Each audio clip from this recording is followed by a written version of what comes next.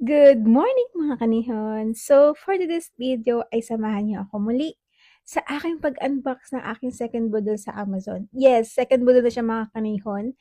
And yun na nga, baka magtatlo pa. Char! So, since kakarating ko lang sa work ngayon, and yun, naisipan ko siya na i-unbox na lang dahil wala naman akong pasok bukas. So, 2 days akong Yasumi.